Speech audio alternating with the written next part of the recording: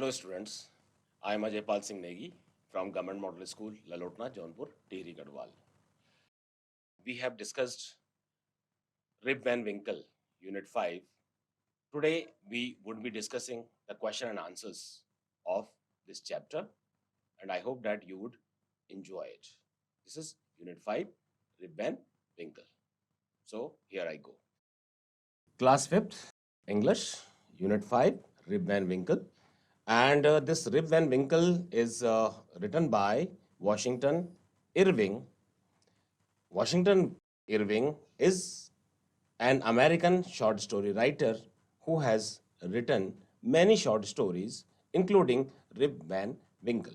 बहुत सारी short stories लिखी हैं इन्होंने, तो रिप वैन विंकल भी इसी का एक हिस्सा है। रिप वैन विंकल में क्या होता है, आपने देखा होगा कि एक इंसान जो कि बहुत ही दयालु है, फ्रेंडली है और साथ ही साथ वो दोस्तों का दोस्त है, बच्चों का, चाहे गांव वालों का, सभी का वो साथी है। लेकिन एक दिन वो जाता है एक पहाड़ पे और पहाड़ पे जा कर के कुछ बुढ़े लोग उसको मिलते हैं, ओल्ड ग्रिजल्ड बियर्ड वाले, थिक हेयर वाले बुढ़े ओल्ड पीपल, और उनके साथ वो कुछ ड्रिंक पीता है और उसके बाद वो सो जाता है और 20 ईयर्स के बाद अपने गांव पहुंचता है और सारी चीज़ें, सिचुएशन चेंज हो जाती है। So this was a quick recap of the chapter which we have already discussed. So the points which we are going to discuss in this are the practices and the questions given in the textbook, and we would also be discussing the difficult words with their meanings if there will be any requirement anywhere. So the first question is, match the words in the box with their meanings. You may take the help of a dictionary. Dictionary आप समझते होंगे, शब्दकोश बोलते हैं dictionary को हिंदी में, और इसकी स्पेलिंग बहुत इंपॉर्टेंट है, डिक्शनरी। इस तरीके से हो जाएगा, 3 सिलेबल वर्ड, 1 2 एंड 3 सिलेबल। इस तरीके से कोई भी वर्ड अगर आपने सीखना है, लर्न करना है, आपको कंफ्यूजन हो रहा है, उसको ब्रेक कर लीजिए, डिक्शनरी, राइट। तो अपने डिक्शनरी यानी शब्दकोश का इस्तेमाल आप कर सकते हैं। हमारे पास यहाँ पे शब्द हैं grizzled, astonished, foot hills, stroked and familiar. तो ये जो बॉक्सेस हैं यानी ये जो फिल इन द ब्लैंक्स हैं, इनमें हमने ये शब्द रखने हैं जहाँ पे भी अप्रोप्रिएट होगा। तो पहले इनका मीनिंग समझ लेते हैं हम। ग्रिजल्ड का मतलब होता है ग्रे हेयर, जो दाढ़ी जो है जो ग्रे हो चुकी है, जो हमने इसमें चैप्टर में देखा था। ग्रिजल्ड यानी grey, grey in colour, old. Astonished का मतलब होता है सरप्राइजिंग, जब आश्चर्यचकित हो जाना। फूट हिल्स का मतलब होता है तलहटी, पहाड़ के जो है जो तला होता है, जहाँ पे पहाड़ से मैदान शुरू होते हैं, that is called as foothill. Stroked means सहलाना होता है। फैमिलियर का अर्थ होता है परिचित, जिसको आप जानते हैं। तो देखते हैं इसमें इन शब्दों को कहाँ पे ये यूज होते हैं। Near the lower part of a mountain, तो near the lower part of a mountain यानी माउंटेन का लोअर पार्ट, तो क्या होगा ये, फुट हिल्स, क्योंकि माउंटेन का लोअर पार्ट है। विद ग्रे हेयर, अभी हमने डिस्कस किया था, yes you got it right, grizzled, GRIZZLED, this one, grizzled, grizzled. To rub gently, रब, रब का मतलब होता है रगड़ना, तो जेंटली, आराम से रब करना, that is stroked, STROKED, this one, right. Then to be very surprised, surprise का मतलब आश्चर्यचकित, आश्चर्यचकित के लिए है astonished, ASTONISHED,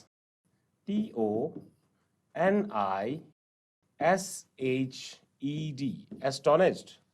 and known to you, known का मतलब नोन यू नोन होता है, नो मतलब जानना, known you known, known is third form, past participle form बोलेंगे हम वर्ब की, नो की, नो माने जानना, तो दैट इज फैमिलियर। एक ही शब्द बचा हमारे पास,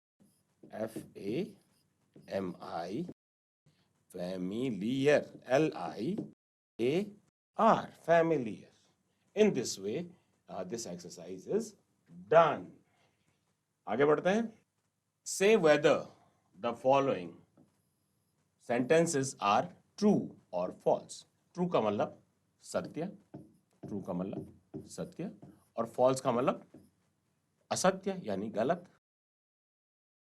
तो ट्रू है या फॉल्स है, हमने चैप्टर डिस्कस किया है. ये कुछ पॉइंट्स है हमारे पास, 7 points. So let we see कि ये ट्रू है, सत्य है या गलत है. Rip was kind to children. Kind माने दयालु, बच्चों के प्रति. रिप वैन विंकल, तो रिप वैन विंकल का जो है शॉर्ट में लिखा हुआ है Rip. Rip was kind to children, kind यानी दयालु. तो क्या रिप दयालु था बच्चों के प्रति? तो यस था, सत्य है, तो सत्य है, तो हम लिखेंगे TRUE, true. Second point, Rip was a hard working man. क्या वो हार्ड वर्किंग यानी कि मेहनती था? बिल्कुल भी नहीं था. वो तो लेजी था. लेजी यानी आलसी. तो हार्ड वर्किंग नहीं था, यानी क्या हो जाएगा, FALSE, यानी फॉल्स, गलत. Third point, the short old man on the mountain was his constant companion. Short जो ओल्ड मैन उसको मिला था माउंटेन पर, वो कॉन्स्टेंट माने लगातार उसका कंपेनियन था. तो क्या ये सही है या गलत है? कंपेनियन मतलब साथी. क्या वो ओल्ड मैन, क्या उसका साथी था कांस्टेंट यानी लगातार? बिल्कुल भी नहीं था. उसका कांस्टेंट साथी तो कौन था? उसका डॉग, जिसका नाम था वुल्फ. तो ओल्ड मैन नहीं था वो short old man. So it means that this is false. तो केवल बैरल उठाने के लिए जो उसका साथी बना था थोड़ी देर के लिए. Fourth point, Rip helped the old man on the mountains. Rip ने ओल्ड मैन की हेल्प की थी माउंटेन पे, because he wanted to have a drink from barrel. क्योंकि वो बैरल से जो उसमें जो भी ड्रिंक था वो पीना चाहता था. क्या इसलिए मदद की थी उसने उसकी? तो ऐसा तो बिल्कुल भी नहीं है. क्योंकि उसने उसकी मदद की क्योंकि उसे लगा कि उसको करना चाहिए. बाद में उसको प्यास लग गई थी, उसने, ओल्ड मैन ने उसको खुद ही ऑफर किया कि आप लीजिए, तो उसने ले लिया. तो this is again false. False यानी, ठीक हो गया. Fifth point, Rip was away for 20 years. Rip जो है 20 साल के लिए बाहर था. बिकॉज ही वॉज अस्लीप, क्योंकि वो सो रहा था ऑन द माउंटेन्स. क्या ये सही बात है? हाँ बिल्कुल सही बात है. उसने वो ड्रिंक पिया ओल्ड मैन का, एंड उसके बाद वो सो गया. So this makes this statement right. So it means that this is true, TRUE, true. Sixth, the drink from the barrel made him fall asleep for 20 years. जो 20 साल तक वो सोया, वो किसकी वजह से सोया? वो जो ड्रिंक था बैरल में, उसकी वजह से. उस ड्रिंक ने उसको सुला दिया. क्या ये बात सही है? यस, बिल्कुल सही है. तो this will B TRUE, true. Then the seventh point, nobody recognized Rip. Recognize का मतलब होता है पहचानना. तो किसी ने भी रिप को, यानी रिप वैन विंकल को नहीं पहचाना when he came back, जब वो वापस आया, because he had reached the wrong village. क्योंकि वो किसी गलत, wrong यानी गलत या किसी अन्य गांव में पहुंच गया था, अपने गांव में नहीं पहुंचा था, इसलिए नहीं पहचाना. क्या ये बात सही है? ऑब्वियसली नहीं, क्योंकि वो तो अपने ही गांव में गया था, लेकिन वो 20 साल बाद जा रहा था, इसलिए उसको नहीं पहचाना. वो गलत गांव थोड़ा गया था, अपने ही गांव गया था. तो it means that this statement is true और false? Yes, this is false. FALSE, false. आगे बढ़ते हैं. Complete the following sentences. इस स्लाइड में हमने ये सेंटेंसेस को कंप्लीट करना है। कुछ सेंटेंसेस दे के रखे हुए हैं। पहला है Rip's village was situated. Rip का जो गांव था वो कहाँ था, कहाँ पे था वो? तो वो था फुट हिल, फुट हिल पर। तो सिचुएटेड हम इसको लिख सकते हैं at the foot hill, at the of a mount, of a at the foot hill of a mountain, यानी कि किसी एक पहाड़ की तलहटी पे था। The children of the village loved him because, children क्यों रिप वैन विंकल को पसंद करते थे, उसको प्यार करते थे? Why? Because he was kind and he use to play with them. तो हम क्या लिखेंगे? Because he was kind and used to play with them, उनके साथ रिप खेला करता था, इसलिए जो है बच्चे उसको पसंद किए। Dash was his constant companion, उसका लगातार साथी कौन था? तो कौन था? वुल्फ द डॉग, जो उसका अपना डॉग था जिसका नाम था वुल्फ। तो इसका आंसर हो जाएगा Wolf the dog was his constant companion। Companion का मतलब होता है साथी। This is very good word, companion यानी साथी। आपके अपने साथी भी जो है आप उनको कंपेनियन बोलते हैं, फ्रेंड भी बोलते हैं, कंपेनियन जो आपका साथ निभाते हैं, कंपेनियन। फ्रेंड कोई जरूरी नहीं है कि वो दोस्त तो है लेकिन जरूरत के टाइम पे काम आए ना आए, लेकिन कंपेनियन वो है जो आपके सुख दुख में आपके साथ है, दे आर योर कंपेनियन। तो Wolf the dog was his constant companion. Fourth one, the villagers stared. Stare का मतलब होता है एकटक होकर के किसी को देखना, stared. The villagers stared at him because,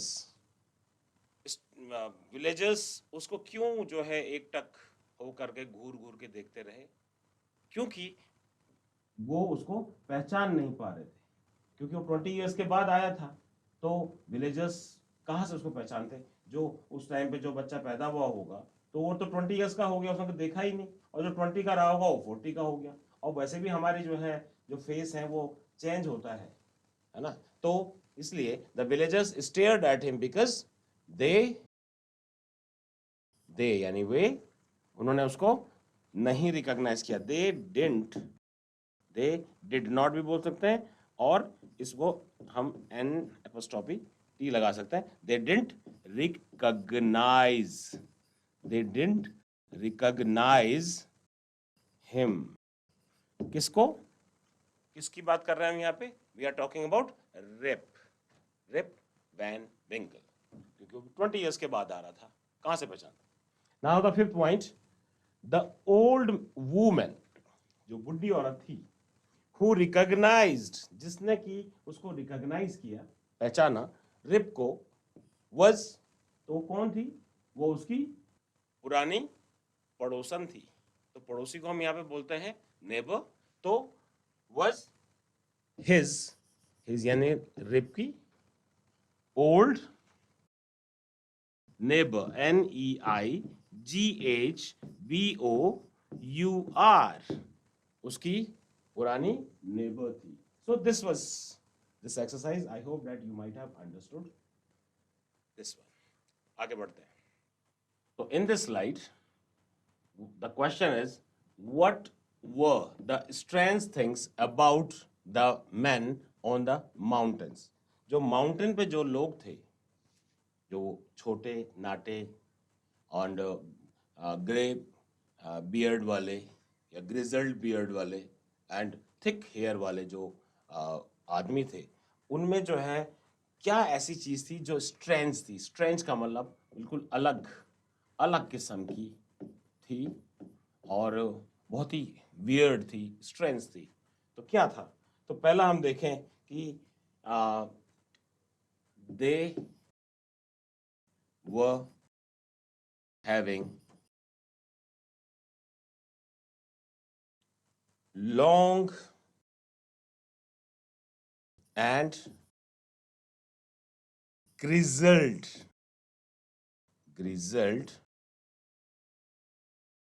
beard,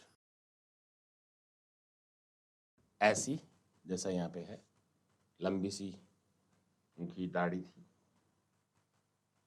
और हेयर भी उनके थिक थे। वाइल प्लेइंग, जब वो खेल रहे थे, वाइल प्लेइंग,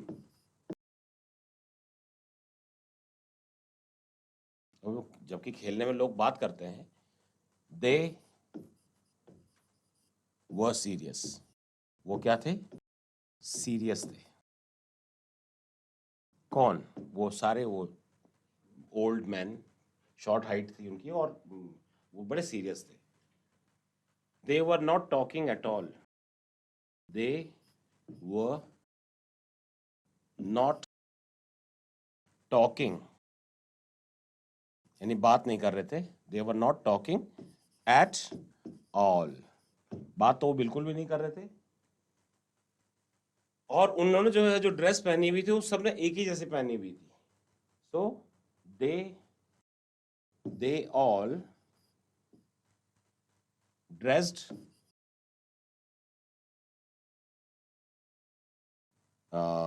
इन द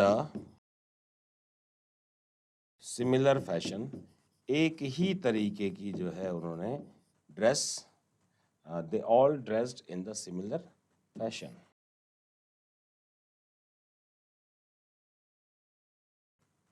उन्होंने सबका जो है एक ही फैशन में एक ही तरीके की ड्रेस पहनी हुई। आगे बढ़ते हैं। Pick out the names of the games mentioned in the story, story में जो भी गेम जो वो ओल्ड मैन खेल रहे थे, तो इसमें कौन कौन से गेम्स हैं जरा देख लेते हैं। तो क्या वो फ्लाइंग काइट्स के बारे में हमने बात की है? तो फ्लाइंग काइट्स था, क्योंकि जो हमारा हीरो है, हमारा प्रोटैगनिस्ट है, हीरो को प्रोटैगोनिस्ट भी बोलते हैं, तो वो जो है बच्चों के साथ क्या करता था? काइट फ्लाई करता था। तो फ्लाइंग काइट आया है, बिल्कुल सही है। फ्लाइंग काइट्स, स्टोरी में आपने पढ़ा है कि फ्लाइंग काइट्स वो बच्चों के साथ पतंग उड़ाता था और पतंग उड़ाने में उनकी मदद करता था। चेस का जिक्र नहीं आया है, चेस कहीं नहीं है। नाइन पिंस कौन खेल रहे थे? वो ओल्ड मैन नाइन पिंस खेल रहे थे, नाइन पिंस का जिक्र आया है बिल्कुल। Then shooting marbles, yes, shooting marbles भी, जो रिप वैन विंकल था वो बच्चों के साथ मार्बल को शूट करता था, तो shooting marble is there, shooting marbles. Mountain climbing के बारे में कोई जिक्र नहीं आया है, हालांकि वो माउंटेन क्लाइंब करके जाता है, लेकिन ऐसा कोई गेम की बात नहीं हुई है। शूटिंग तो मार्बल था, तो बाकी शूटिंग तो नहीं आया है। एंड स्किपिंग भी नहीं आया है, स्किपिंग, हॉपिंग भी नहीं आया है। लेकिन यहाँ पे माउंटेन क्लाइंबिंग हम डाल सकते हैं, माउंटेन क्लाइंबिंग, क्योंकि माउंटेन क्लाइंब तो करते हैं, वो गेम के तौर पे तो नहीं, लेकिन माउंटेन को जो है वो, माउंटेन क्लाइंब को तो करता है, वो माउंटेन क्लाइंब के लिए जाता है, तो ये गेम के तौर पे नहीं, लेकिन चैप्टर में आया है ये नाम, तो we will put mountain climbing, क्योंकि बाकी और चीज़ें हैं नहीं, तो एज ए गेम नहीं माउंटेन क्लाइंब, लेकिन वो करता है माउंटेन क्लाइंबिंग। यहाँ पे आंसर होगा, इसलिए होगा क्योंकि और बाकी आंसर नहीं है और हमारे पास स्पेस है। वैसे वो गेम के तौर पे नहीं लेता है माउंटेन क्लाइंबिंग, वो ऐसे जाता है वहाँ पे अपना टाइम पास करने के लिए, क्योंकि वो एक नंबर का क्या था? लेजी इंसान था, right. I hope that you might have understood this. Shooting marbles का मतलब वही कंचे खेलना, कंचे को एक जगह पर रखना और उस पर निशाना मारना, शूटिंग मार्बल्स। बाकी नाइन पिंस के बारे में मैंने आपको बताया था चैप्टर में कि नाइन पिंस क्या होता है, जिसमें लकड़ी के वो रखे जाते हैं, ये जैसे ऊपर से ये हमारे पास इस तरीके से है, जो बंद होगा ये नीचे को जाएगा, ये ऊपर को जाएगा, और इसके बीच में रखते हैं क्या? बॉल। ये इस तरीके से रखे रहते हैं और बॉल को जो है फेंका जाता है, और बॉल जब जाएगी तो ये गिरेंगे तो अगर एक भी रहेगा तो ये नीचे नहीं आ पाएगा, ये बंद नहीं होगा, ये क्लोज नहीं होगा, ठीक है। जब बॉल वो हो जाएंगे तो ये क्लोज हो जाएंगे दोनों ऊपर नीचे वाले, और बॉलें जो है सारी गिर गई, इसका मतलब आपने गेम जीत गए। दैट इज कॉल्ड 9 पिन्स, ठीक है। बाकी आपको सबको सब चीज क्लियर है। आगे बढ़ते हैं। Sometimes we join two words to make describing word. कभी कभी हम क्या करते हैं कि हम दो शब्दों को जोड़ करके शब्द बनाते हैं। फॉर एग्जाम्पल हमने कहा Rip was a good natured man. Rip कैसा इंसान था? Good nature. Mrs Das has a part time job in a cloth shop, यानी कि कपड़ों की दुकान में Mrs Das part time job करती थी। Yesterday an dash women walked, आई वॉक करते हुए इनटू द शॉप। तो कैसी लेडी आई? अब यहाँ पे एन लगा हुआ है तो ए आई ओ यू वाला जो है शब्द आ सकता है, तो यानी ऑड लुकिंग। क्या? Odd looking. तो कैसी लेडी आई? ऑड लुकिंग, यानी अजीब सी दिखने वाली, ऑड लुकिंग। तो Mrs Das part time job करती थी। देखो दो शब्दों का एक साथ यूज हो रखा है।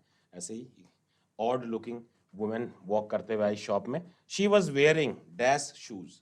तो शूज पहने हुए थे, तो कैसे? हाई हील्ड आ जाएगा यहाँ पे, high heeled shoes, high heeled, HEELED, तो HEELED, हील्ड, तो high heeled shoes. A dash dog, dash का मतलब खालिस्तान, a dash dog was with her. तो कैसा डॉग था उसके साथ? उसके साथ था a sweet looking, sweet looking. तो this will be point number 4, a sweet looking, यानी प्यारा सा, स्वीट लुकिंग। डॉग तो होते ही हैं स्वीट लुकिंग, है ना। I am also a dog friendly person. मुझे डॉग्स बहुत पसंद है और मुझे सारे तरीके के डॉग्स बहुत अच्छे लगते हैं। तो अ sweet looking dog was with her. क्या बोलती है? I want a dash shirt for my dog. कैसी शर्ट चाहिए? तो अब यहाँ पे लॉन्ग स्लीव्ड आएगा, तो लॉन्ग स्लीव्ड, ये हो जाएगा fifth one. I want a long sleeved,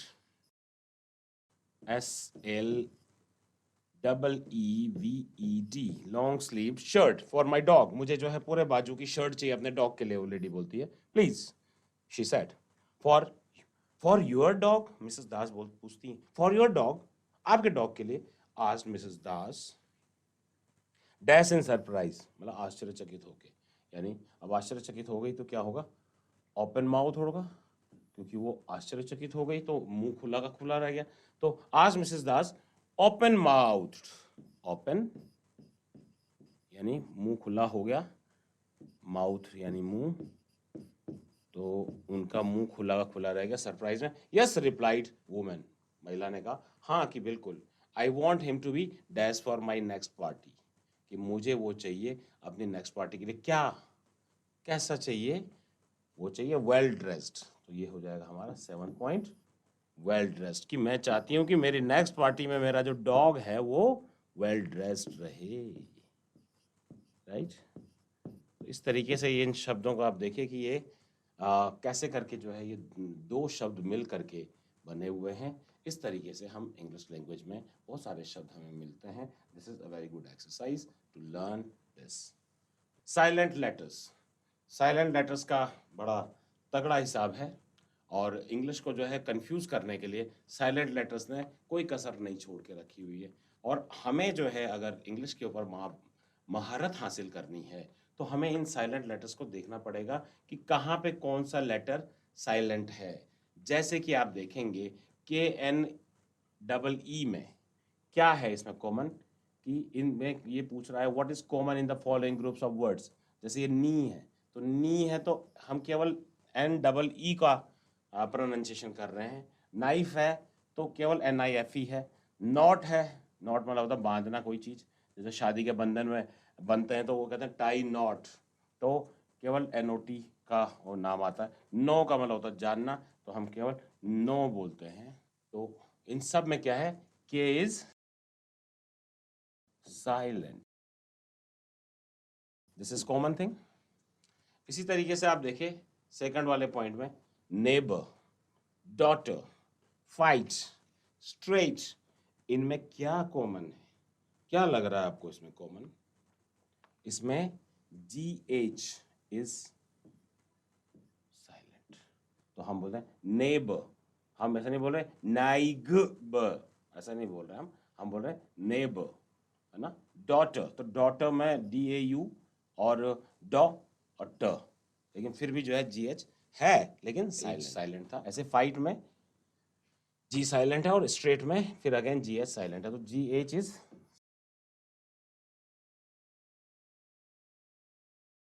अब इसमें देखिए आप, HONEST honest, HONOUR honour, HOUR hour, और आर है लेकिन ये इसको हम बोलते हैं आर पढ़ते हैं इसको आर, इसको आवर बोल देते हैं कई लोग, वो गलत है। This is hour. At this हम कहते हैं 1100 आर्स आर, एंड ये एयर, ठीक है। तो इनमें क्या है, इन सारे शब्दों में क्या कॉमन है, H is. Now in the second one we have got try and make more silent letter words. तो अब जैसे हमने ऊपर साइलेंट लेटर्स देखे, यहाँ पे KGH और H साइलेंट था, इसमें जो है GNAT में G is silent, so this is pronounced as gnat, इसको हम बोलते हैं नेट। NAT का जो है साउंड होगा NAT का, और G साइलेंट है। तो इसी तरीके से और क्या शब्द हो सकते हैं, GRAW, इसमें जो है G साइलेंट होगा तो this will be raw, and GRU, so this will be pronounced as roo. तो G जो है इसमें भी साइलेंट है, इसमें साइलेंट है, जैसे GNAT नेट में है। TONGUE टंग, टंग में जो है क्या साइलेंट है, UE साइलेंट है, UE साइलेंट होगा हियर टंग में।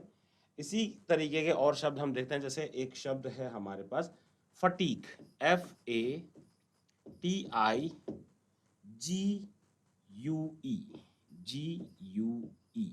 तो फटीक में भी जो है आप देखेंगे UE साइलेंट है। और सेम टाइप का शब्द बन जाएगा यूनिक, UNIQUE, यूनिक, यूनिक में UE साइलेंट है, यूनिक, यूनिक माने बिल्कुल अपने किस्म का, अलग किस्म का, यूनिक, राइट। चौक, चौक में L साइलेंट है, L इज साइलेंट। तो इसी तरीके से हम बोलेंगे TAL के टॉक, तो टॉक में जो है क्या साइलेंट है, L साइलेंट है। एंड फोक, FOL के फोक, फोक माने होता लोग, तो इसमें भी L साइलेंट है, FOL के फोक। तो चॉक, टॉक, फोक में L साइलेंट है। और विसल, विसल में क्या साइलेंट है, T साइलेंट है, विसल में T साइलेंट है हमारा। विसल का मतलब आपको पता ही है, सीटी बजाना। तो अब हमने जो है सपोज एक वर्ड लिखा NESTLE, तो उसको हम बोलते हैं नेस्ले। तो नेस्ले में भी क्या है, T साइलेंट है, नेस्ले, ये कंपनी का नाम भी है नेस्ले। एक है BUSTLE, इसको हम बोलते हैं बसल, तो ये यहाँ पे T साइलेंट है। So this is it. Silent letters बहुत सारे हैं, जैसे BOMB में, BOMB में क्या साइलेंट है, B साइलेंट है। तो जब भी MB के कॉम्बिनेशन में B साइलेंट होता है, तो ये इसका प्रोनाउंसिएशन BOMB कैसे बोलेंगे हम, this is pronounced as bomb, ऐसे करके। TOMB है, इसको हम बोलते हैं टूम। एंड COMB, तो फिर वही B साइलेंट है, तो इट इज कॉम, जिसका मतलब होता है कंघी। ऐसे बहुत सारे शब्द हैं, जब आप पढ़ेंगे, और पढ़ना चाहिए, आपकी इंग्लिश ज़्यादा अच्छी हो जाएगी। Now read the two paragraphs given below. My mother is always awake before anyone else is awake in the family. मेरी मदर उठ जाती हैं इससे पहले कि जो है अन्य लोग उठें। I usually wake up after 6 o'clock. मैं यूजुअली यानी ज़्यादातर मैं 6 बजे के बाद उठता हूँ या उठती हूँ। I loll around, मैं इधर उधर घूमता हूँ। Lazily, आलसी होते हुए, आलसीपन के साथ, फॉर फ्यू मिनट्स, क्योंकि कुछ समझ आता नहीं है तो 6 o'clock के बाद उठना है और पहले आलसियों की तरह इधर उधर भटकना है, घूमना है. Then I get up and get dressed for school. उसके बाद मैं उठ करके स्कूल के लिए ड्रेस पहन करके तैयार हो जाता हूँ. एट बेड टाइम यानी सोने के टाइम पे, बेड टाइम यानी सोने का टाइम होगा. I read a story book. मैं एक स्टोरी बुक पढ़ता हूँ. व्हेन आई फील टायर्ड, जब मेरे को थकावट महसूस होती है. व्हेन आई फील मतलब महसूस होना. आई लाई डाउन, मैं लेट जाता हूँ या लेट जाती हूँ. And go to sleep very quickly, और सो जाता हूँ. ठीक है. In no time at all, बिल्कुल भी बिना समय बर्बाद किए हुए. तो this is the paragraph. Now find the opposites of the following words from the paragraphs and complete the table. Awake का ऑलरेडी दे रखा है बुक में. अवेक का अस्लीप, यानी अवेक माने होता उठना, अस्लीप मतलब सो जाना. तो वेकअप का क्या हो जाएगा? Go to sleep.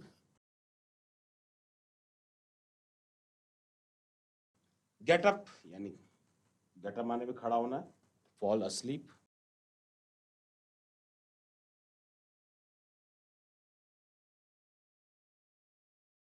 लेजीली यानी आलसी तरीके से, तो इसका हो जाएगा क्विकली.